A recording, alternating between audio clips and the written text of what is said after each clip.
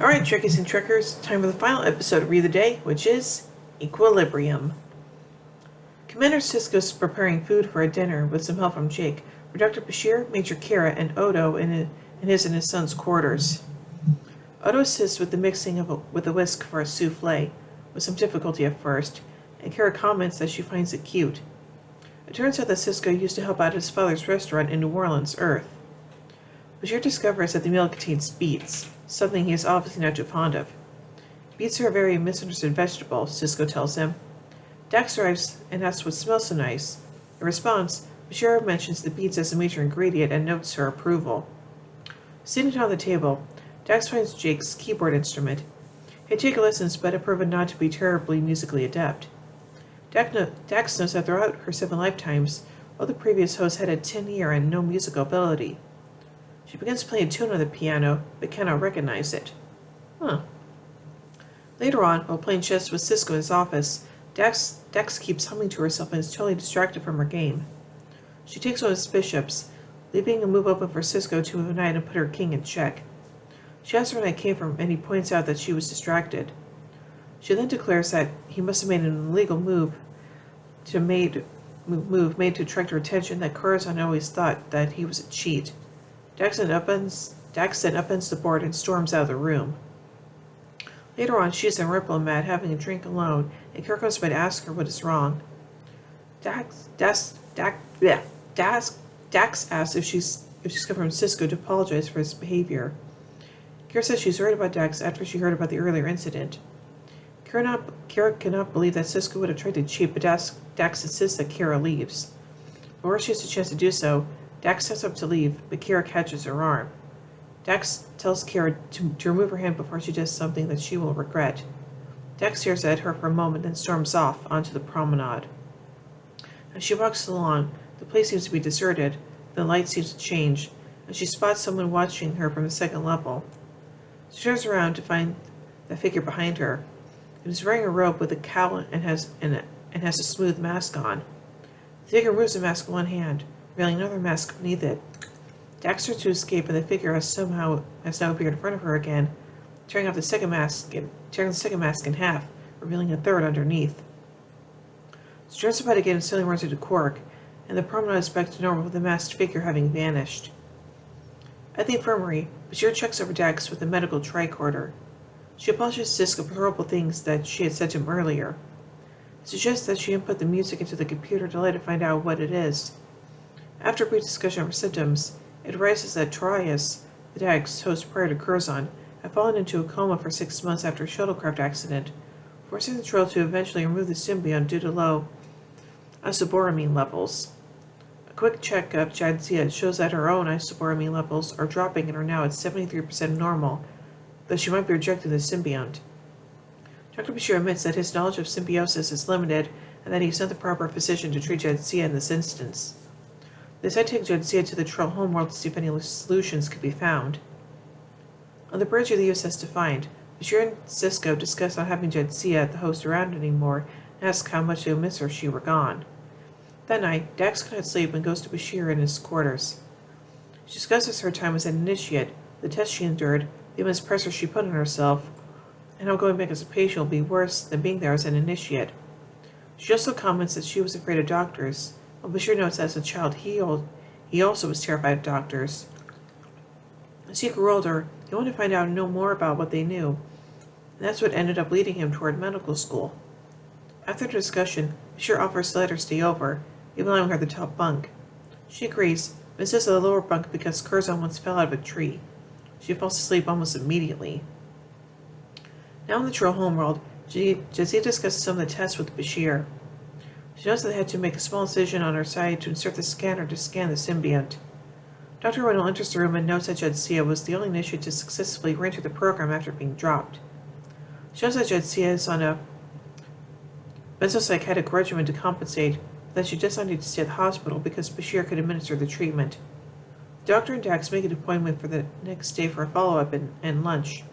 She then excuses herself to assist an initiate. Back on the Defiant, Bashir prescribes rest for Dax, who notes that she can never sleep in the afternoon. Bashir simply suggests lying down, closing her eyes, and trying not to think. Sisko remarks that worked for him. She left them to head to her quarters, and as she moved down the corridor, she got a figure she'd previously on the promenade.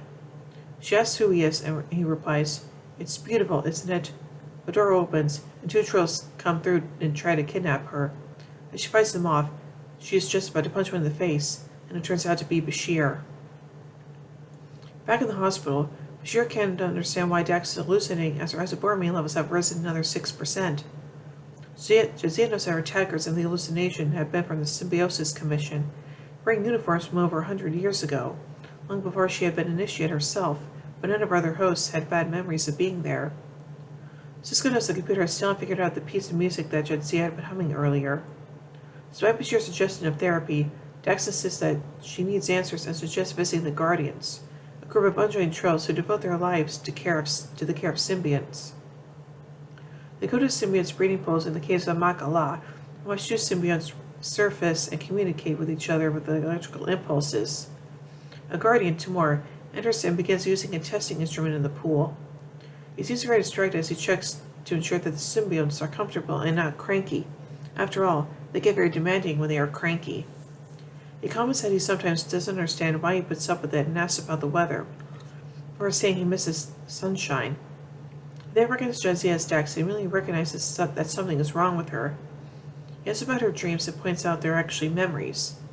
This is due to an imbalance between host and symbiont, and that someone isn't playing fair, and that it could be any one of her prior hosts. Back on the ship, the computer discovers that the piece of music and that it was written by one Joran Balar 86 years previously. The name is unfamiliar to Jadzia, but his picture is immediately brings back a memory of what appears to be a troll doctor working at a desk. The masked figure appears behind him holding a weapon shaped like a spike, which he then plunges into the ear of the working man, killing him, saying that he left me no choice. Jadzia demands to know who the masked figure is and reaches to remove the mask, which shatters and vanishes in a flash of bright white light, revealing Joran. The hallucination is over. She falls into neural shock. Cisco holds her while she convulses on the floor of the bridge. At the hospital, she begins to stabilize, and so that her condition is worsening again and that her isobormine levels, now 51%, do not rise within 48 hours, the symbiote will have to be removed, killing her. It's suggested by Reynolds that dynametric fields from the wormhole might be causing it. Cisco and Bashir visit Timur, the Guardian, and ask for his help. He really recounts what he told Dax and insists that he can't help. He acts scared, and both Bashir and Cisco wonder why and are curious as to why an investigation of the past Dax host is unwanted. They return to the find and begin investigating Joran Balar, and find that his records consist of merely birth date and death date, but also that the file has been altered substantially, and that much of the information has been deleted. In a comparison with the Dax records, it turns out that Balar died on the same day as Torius Dax, which was the same day that the symbiote had been put into Curzon. A check of the musical schools reveals that a Yolad Balar had been registered. Contacting Yolad, they discovered that he was indeed Joran's brother. Yolad has trouble remembering much, but does know that Joran had entered to become an initiate but was dropped after his second year. Apparently, Joran had killed the doctor who recommended that he be dropped and was killed himself while trying to escape. It turns out that Joran had a violent temper. However, about 6 months before the incident, Joran had contacted Yolad and had seemed more confident and attributed to this being joined. Yolad cannot recall the name of the symbiont. Some further check of his records, the Cisco theory is perhaps the Dax symbiote had put in Joran Balar before being put into Curzon. Back in the hospital, Jadzia's isobormine levels have dropped to 44%, and Reynolds is preparing for surgery with a nurse to transfer the Dax symbiote to a new host. Cisco and Bashir confront Dr. Reynolds about the Joran Dax incident. Since only 1 in 1,000 candidates are acceptable, and each to put through rigorous testing, since the word choice result of the symbiote being rejected within 3 or 4 days, and thus both host and symbiote dying. However, Joran and Dax have been joined for well over 6 months, despite Joran being a poor candidate. The Symbiosis Commission wanted to hide this fact and had put a memory block into Dax when it was transferred to Curzon, and are willing to let Jadzia die to continue the cover-up. Cisco threats are supposed to cover up to the entire planet's population unless Jadzia is saved. It turns out that nearly half the troll population is capable of being joined, and the Symbiosis Commission did not want the symbionts to become commodities. Items to be sold to the highest bidders and to be fought over. With this ultimatum, Cisco takes the decision out of Reynolds' hands. Renault says in order to stabilize the synaptic function between Jadzia and the symbiont, Trent's memories must be brought to the surface and reintegrated with other previous hosts. Sisko urges that Jadzia is strong enough to cope with the risks involved, and it's ultimately her decision to do so. After her recovery, Jadzia visits the caves of Magala again and enters one of the birthing pools. The symbiont approaches her and sends its electrical communication to her. Dren emerges from the pool and Jadzia invites him to become a part of her. They hug and he vanishes into her with an electrical surge, awakening the memories from his host period in Jadzia and Dax once again. Back at the station, Dax is at a viewport in her quarters, and Sisko enters the room. She asks if he was checking up on her, and he comments he's just ensuring that she is okay. She comments that Bashir had been in 15 minutes earlier to do the same. She states the importance of knowing one's past and knowing oneself, then sits down at the table with her piano and begins playing. Aww.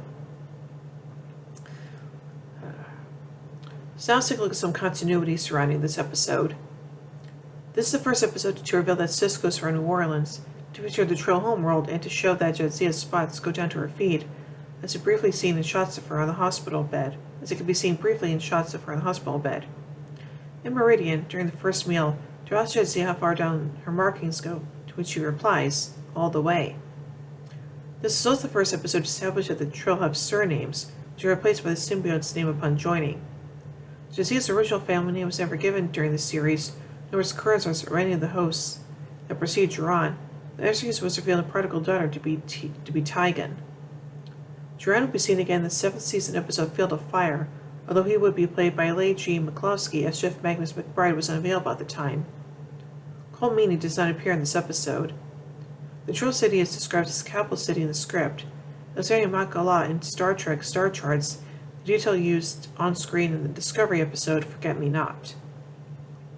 Now finally, let's take a look at some trivia. According to Mike Dugdale and his trivia books, the chess game in this episode was based on the 1956 chess game between Bobby Fischer and Donald Byrne. Reference to 47. Duran Ballard was born on stardate 1024.7. So overall, I think this episode is kind of nice, and I like the fact that we get a Dax-centric episode, and we learn more about the Trills and their culture and joining and stuff like that. So yeah. So overall, I give Equilibrium 4 warp cores out of 5. Well, anyway, tune in tomorrow as we take a look at the next episode, Second Skin. So, until then, live long and prosper, everybody.